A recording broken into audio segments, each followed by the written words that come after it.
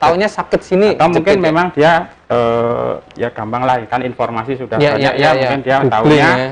saraf kejepit. Ya, memang mungkin istilah itu maksudnya mengarahkan ke yang namanya hernia nucleus pulposus. Jadi salah satu jenis atau salah satu penyebabnya itu karena hernia nucleus pulposus atau biasa disebut HNP. Walaupun sebenarnya itu aslinya bukan bukan saraf kejepit murni. Jadi sebenarnya itu ada suatu bantalan. Jadi tulang belakang. Nah, di antaranya ini ada seperti bantalan. Di dalam bantalan itu ada yang namanya nucleus pulposus. Nah, akibat gangguan postur tadi atau mungkin kegemukan atau mungkin jatuh bisa ya. Akhirnya bantalannya itu tuh melotrok gampangnya. Bahasanya geser ya. Bahasa gampangnya biasanya geser atau bahasa kasarnya melotrok. Melotrok itu berarti jadi keluar dari ini ya. Sliding lah istilahnya. Iya. Nah, akhirnya dia bisa menjepit saraf yang berada di belakang, di dekatnya lah gampangnya. Makanya kemudian terkenal dengan istilah saraf kejepit. Ya. Dan itu memang sakit yang luar biasa ya. Levelnya memang harus ada yang ringan, sedang, berat atau mungkin sampai timbul kelumpuhan. Dok, saya pengen menggarisbawahi artinya begini. Sebagian masyarakat masih menganggap sakit boyok itu sesuatu yang ya biasa saja gitu. Artinya kemudian kan butuh literasi untuk itu ya. Terus ada juga yang karena merasa selama ini dipijat sendiri atau datang ke tempat untuk membetulkan itu ya, itu merasa sudah enakan. Nah, ternyata padahal kemudian hari ternyata itu tambah tidak enak, nyerinya tambah kenceng. Nah, ini sebaiknya seperti apa, Dok? Nah, biasanya itu memang karena diagnosisnya belum tegak secara definit. Gitu. Jadi mereka cuman raba-raba ya sakit, ya udah dipijat, pijat enak. Ya memang beberapa teknik pemijatan ada yang bisa membuat nyerinya lebih enak, terutama untuk yang terkait otot. Jadi masalahnya di otot. Ototnya kemeng, kenceng, dilakukan pemijatan, dia kencengnya hilang, ya sudah jadi enak. Jadi relaksasi ya. Tapi kan penyebabnya tidak diketahui dengan definit. Jadi harus kita lakukan assessment, pemeriksaan dulu, mungkin ceritanya bagaimana, mungkin pernah riwayat apa, ada komorbid atau tidak.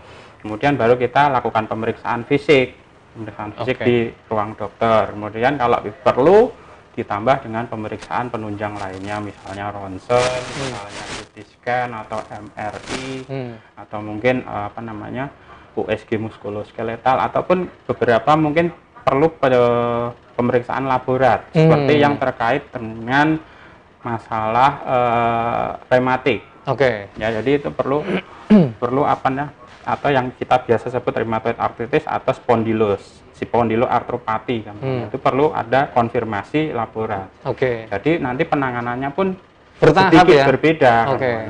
Levelnya juga itu tadi ya. Bisa dengan cuman apa tadi, Dok, misalnya lab sekali, ada yang sampai pengetahuan tegak ya. Ini seperti ini. Dok.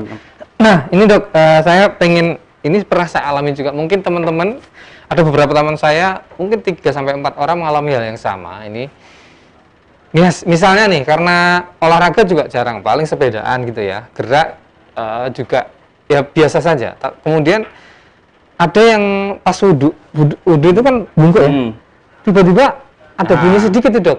Sama yang paling sering itu ngangkat galon. Nah, begitu ngangkat, bunyi udah langsung mau begini lagi. Nah, itu seperti apa, Dok, ini kejadian?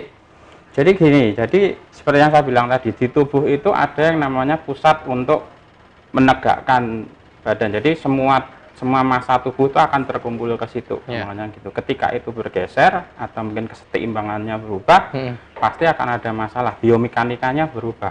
Contohnya karena masalah postur yang salah. Misalnya ngangkat galon nih, nggak pernah olahraga apapun, berarti kan daya tahan ototnya itu pada dasarnya sendiri sudah jelek, gitu. Kemudian dia membungkuk, kemudian pegang galonnya mungkin agak jauh, berarti lengan beban atau daya yang diterima oleh tubuh atau tulang belakang itu terlalu besar. Akhirnya ya salah satu responnya yaitu tadi mungkin dia akan mencari titik kesetimbangannya sendiri. Nah, salah satu bentuknya yaitu tadi mungkin bunyi klak, klak apa. Kemudian mungkin terus menggeser diskusnya atau bantalannya tadi juga bisa. Jadi memang pada dasarnya orang-orang itu memang sudah mengalami yang masalah postur. Penyebabnya apa? Mungkin satu, kurang olahraga. Dua, kebiasaan. Ya mungkin kebiasaannya terlalu itu tadi membungkuk, main game, atau mungkin delosor, nonton TV pengennya cuma begini. Nah, akhirnya kan mungkin ada satu sisi otot yang bekerja lebih kuat. Kalau bekerja lebih kuat berarti daya tahannya berubah, keseimbangannya berubah. Makanya terus kemudian bisa timbul inflamasi kita sebutnya. Makanya kemudian nyeri, kemudian mungkin susah buat kerja. Gitu. Karena ada teman saya yang sampai mungkin hampir setahun, Dok. Jadi dia memang nyebutnya saraf kejepit itu karena waktu wudhu tiba-tiba gini. Nah, akhirnya ya datang ke rumah sakit, akhirnya didiagnosa dan tegak itu tadi mengalami kayak bergeseran. HNP. Oke, silakan Tribun Jogja, Tribuners. Ada pertanyaan, Dok, ini, Dok. Nah, ini dari Mbak Marta. Dokter Andika, saya mau bertanya, langkah awal apa yang dilakukan saat nyeri punggung? Apakah boleh langsung dipijat? Terima kasih. Nah, ini dari Mbak Marta. Ya, terima kasih Mbak Marta, pertanyaannya bagus sekali, soalnya banyak yang seperti ini. Maksudnya, kalau baru pertama kali nyeri punggung, misalnya karena habis jatuh atau mungkin habis ngangkat galon, pertama yang dilakukan adalah istirahat dulu. Istirahat, jangan dipakai untuk kegiatan apapun dulu. Karena itu sifat nyerinya akut. Akut itu artinya barusan, segera. Gejalanya segera setelah terjadi peristiwa. Satu, istirahat dulu. Jangan dipakai kegiatan.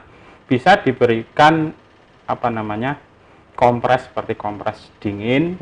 Kalau memang kejadiannya barusan kalau kejadiannya sudah panjang, misalnya lebih dari 2 minggu, mungkin ya kompresnya bisa kompres hangat. Dan obat-obat di apotek atau warung yang anti nyeri itu bisa dipakai, tapi sebaiknya kalau nyerinya kemudian tidak hilang dengan istirahat, tidak hilang dengan obat anti nyeri yang beli di apotek ataupun dengan kompres tadi, ya segera ke rumah sakit saja, itu untuk mendapatkan penanganan yang lebih pas. Gitu. Kalau langsung dipijat sebenarnya agak kurang pas ya, maksudnya gini, tukang pijatnya itu tekniknya beda-beda. Jadi saya bukan dokter yang kontra dengan tukang pijat. Maksudnya asal saya tahu tekniknya, memang betul silahkan, tidak masalah. Cuman kadang-kadang kan teknik tukang pijat itu beda-beda, tidak terstandar, resikonya kita tidak pernah tahu. Jadi memang dokter-dokter tidak pernah mau menyarankan. Ya, kecuali kalau memang masalahnya murni karena otot, urat, dan tidak terjadi kondisi akut kayak bengkak dan lain-lain, ya monggo, nggak apa-apa, tapi dalam batas-batas aman. Cuman ya itu tadi, kalau memang ragu-ragu, mending diperiksakan saja. Nggak perlu ke spesialis langsung, ke dokter umum dulu, nggak masalah. Siap, Dok. Nah, Dok, pertanyaan selanjutnya, nanti mungkin nggak sih, misalnya kayak saya pernah ngalamin itu, terus nanti ngalami lagi mungkin nggak? Oh, itu mungkin sekali. Terbukanya lebih ini mungkin sekali. Maksudnya gini, sakit boyok itu terkait postur. Mungkin degenerasi. Saya belum nyebut degenerasi ya tadi ya. Degenerasi itu terkait usia. Semakin umur kita makin nambah, kalau memang aktivitas gaya hidup kita tidak baik, ya pasti akan menurun. Entah itu imunitasnya, entah itu daya tahan ototnya, entah itu kemampuan dalam melawan infeksi dan lain-lain. Jadi degenerasi. Jadi bukan seperti misalnya Mas Yuda sakit batuk pilek, itu kan biasanya virus atau bakteri. Ketika kita kasih antivirus, kita kasih antibiotik, virusnya mati, bakterinya mati, ya sudah selesai. Sampai nanti mungkin ada bakteri atau virus lagi yang menyerang. Nah, kalau yang sakit punggung ini, selama posturnya nggak dijaga dengan baik, ya dia akan bisa kumat lagi. Jadi perbaikan postur, perbaikan biomekanika, perbaikan daya tahan tubuh itu penting. Karena kalau enggak, ya itu tadi, misalnya ada gaya yang lebih besar lagi dan ternyata tubuh belum siap, ya pasti akan sakit lagi. Gitu. Artinya kemudian begini kan, Dok, misalnya saya setelah itu saya rajin olahraga, sit up dan sebagainya, yang itu tujuannya untuk melatih otot saya. Tapi ketika nanti saya ngangkat bebannya itu juga pas ngangkat juga nggak pas juga akan kemungkinan juga terjadi. Bisa, karena ya itu tadi tergantung sifat daya tahan tubuh tadi, daya endurance dari sendi, dan berapa besar gaya yang diterima saat melakukan aktivitas. Makanya salah satu penanganan nyeri